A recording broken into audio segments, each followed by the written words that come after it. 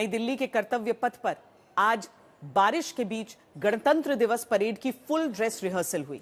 बारिश के बावजूद सेना के जवानों ने कदम ताल करते हुए मार्च किया। इस बार की फुल ड्रेस रिहर्सल बहुत खास रही। पहली बार ऐसे हथियार और रेजिमेंट परेड में शामिल हुए जो भविष्य के युद्ध की तैयारियों का हिस्सा होंगे। आज की परेड देखकर भारत का हर दुश्मन कांपेगा, क्योंकि चाहे छोटा युद्ध हो या फिर 4 साल से चल रहा यूक्रेन जैसा युद्ध, भारत हर युद्ध के लिए तैयार है।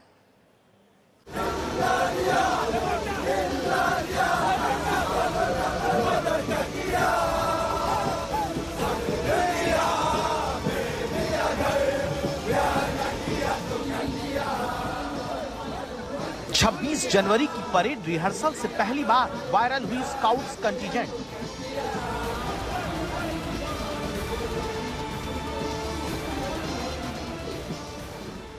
भारत की हाइपरसोनिक मिसाइल,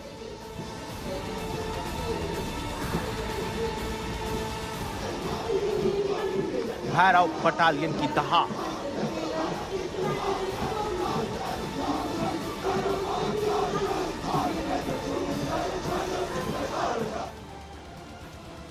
दुश्मन के पर खच्चे उड़ाने वाली ड्रोन शक्ति,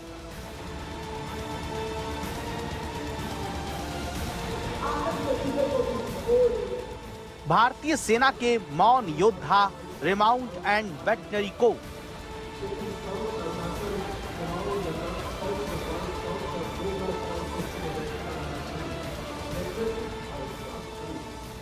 और शक्तिबाण रेजिमेंट।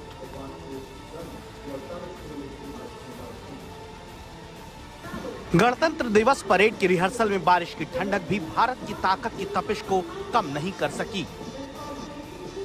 चक्र के कवच से सुरक्षित विकसित भारत के संकल्प को दोहराता है रेडी सेना नजर आ रही है।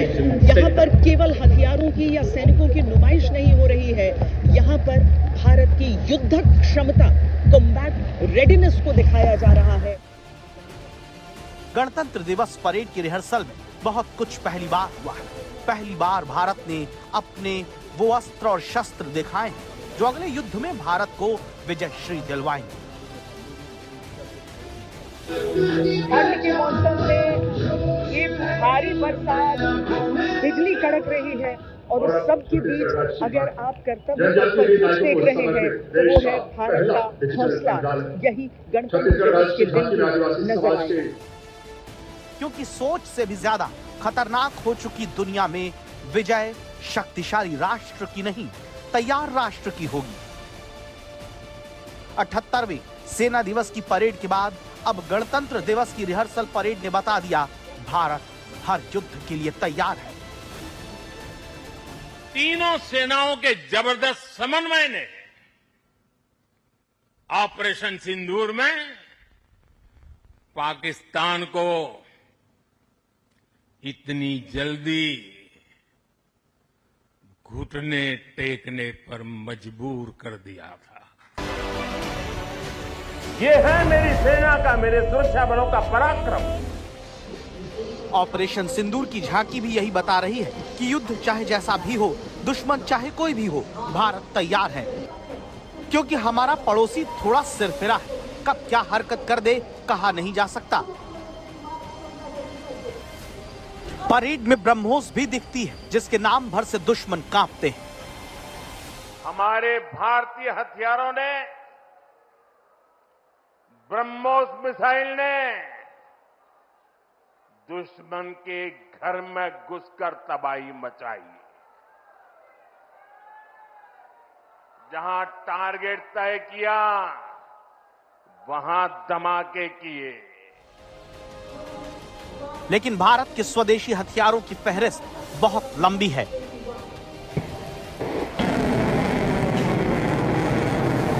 Class 1, Class 2, Class 3 and counting up. 3, 2, 1, now taken off. 26 जनवरी की परेड में इस बार दुश्मन की नजर भारत की एंटी हाइपरसोनिक मिसाइल पर होगी। इस बार के गणतंत्र दिवस पर दुनिया भारत की स्वदेशी रक्षा क्षमता का प्रमाण देखेगी। ये भारत की ताकत को हाइपरसोनिक रूप में देखिए, जहां पर DRDO के वहां पर किस तरीके से ये हाइपरसोनिक मिसाइल को प्रदर्शित किया जा रहा है। आसमान में भले बादल गिरे हों, लेकिन इन मिसाइलों को कुछ नहीं रोक सकता। दुश्मन इनकी तोड़ नहीं निकाल सकता। इस पर उन वैज्ञानिकों को भी सलाम करने की जरूरत है, जिन्होंने दिन रात एक करके अपनी लगन से, अपने विज्ञान से, अपने ज्ञान से इसे तैयार किया है और भारत को बनाया है अपना। तो भारत तैयार है, क्योंकि युद्ध कभी भी हो सकता है।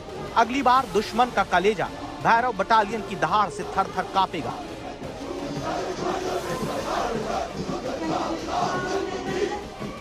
सबसे सख्त और आधुनिक हथियारों से लैस भैरव बटालियन पलक झपकते ही दुश्मन को ढेर कर सकती है।